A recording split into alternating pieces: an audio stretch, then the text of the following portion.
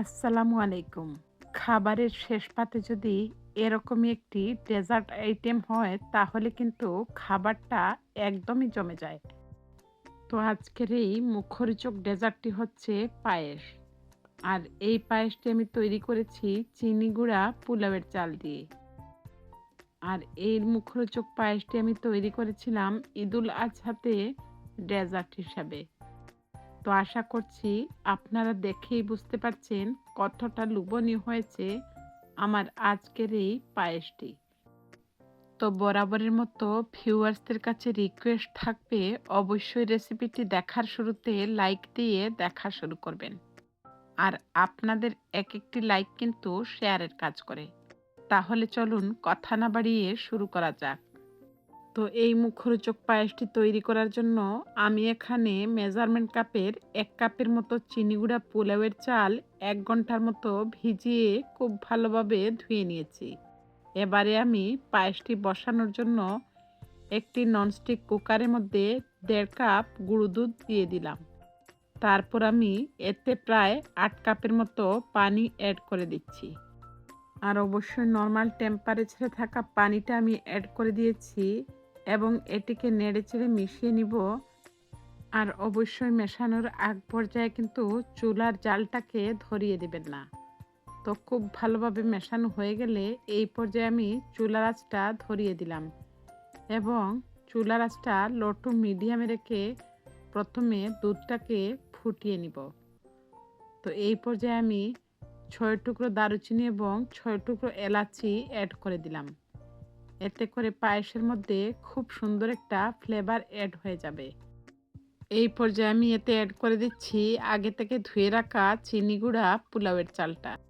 তারপর আমি খুব ভালোভাবে নেড়েচেড়ে মিশিয়ে নিব। তো চুলার আঁচটা মিডিয়ামে রেখে আমি রাইসটাকে খুব ভালোভাবে নেড়েচেড়ে মিশিয়ে নিচ্ছি। আর অবশ্যই নাড়ার উপরে থাকতে হবে, তা না হলে তলানিতে ধরে যেতে পারে। আর মুখরোচক পায়েসটা তৈরি করার ক্ষেত্রে কিছু লক্ষণীয় টিপস অবশ্যই আমি শেয়ার করব। আর সেটি জানতে হলে অবশ্যই পুরোটা রেসিপি জুড়ে আমার সাথেই থাকবেন। তো যেহেতু চুলার আঁচটা লো টু মিডিয়ামে ছিল, আমি প্রায় ৬ মিনিটের মতো জাল করে নিয়েছি এবং আস্তে আস্তে রাইসটা কিন্তু ফুটতে শুরু করে দিয়েছে। আর অবশ্যই এইভাবে নাড়ার উপরে থাকতে হবে, তা না হলে তলানিতে ধরে যেতে পারে।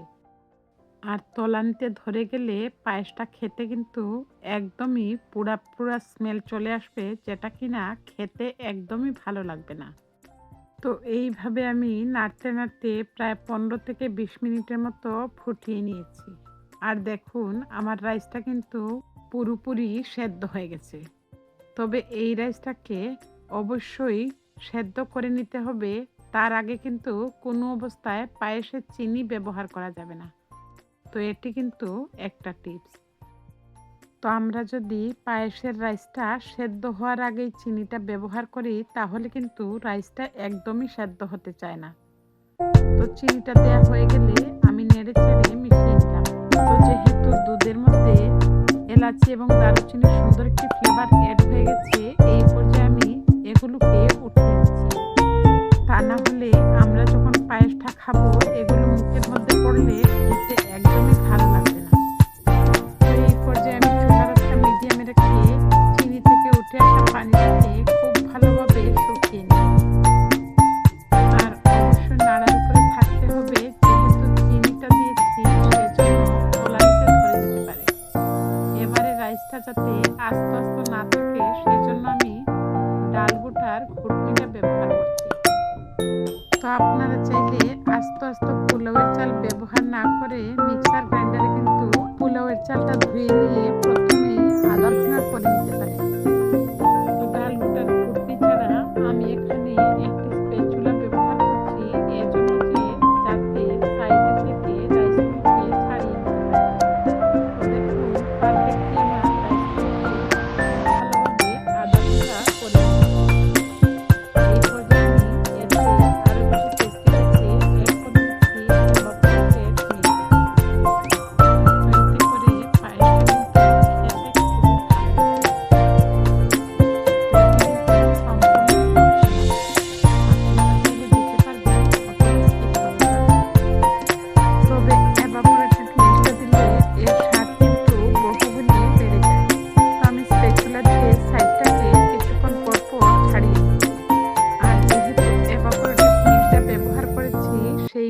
কিছুটা দুধের পানিটা অবশ্যই শুকিয়ে নিতে হবে।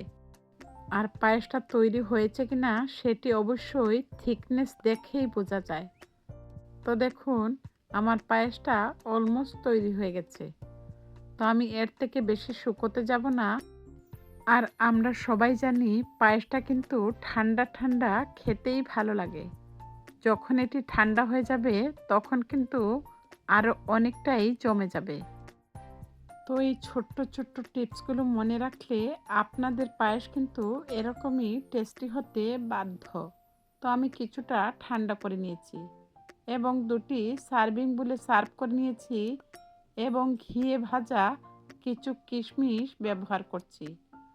তো আপনারা চাইলে কিন্তু এইখানে কাঠবাদামটাও ব্যবহার করতে পারেন। কি দেখে নিশ্চয়ই আপনাদেরও জিভে পানি চলে এসেছে। তো আশা করছি বরাবরের মতো আমার আজকের এই পায়েসের রেসিপিটি আপনাদের কাছে খুব বেশি ভালো লেগেছে। যদি আমার আজকের এই রাজকীয় স্বাদের পায়েসের রেসিপিটি আপনাদের ভালো লাগে আর এই চ্যানেলটি নতুন ভিজিট করে থাকেন, অবশ্যই সাবস্ক্রাইব করে পাশে থাকা বেল বাটনটি বাজিয়ে দিবেন। যদি রেসিপিটি আপনাদের কাছে খুব বেশি ভালো লাগে, ইচ্ছে হলে ফ্রেন্ডস এবং ফ্যামিলির সাথে শেয়ার করে অন্যদেরকে দেখার সুযোগ করে দিতে পারেন। তো নেক্সট রেসিপি দেখার আমন্ত্রণ জানিয়ে আজকের মতো আপনাদের সবার সুস্থতা এবং মঙ্গল কামনায় বিদায় নিচ্ছি। আল্লাহ হাফেজ। আসসালামু আলাইকুম।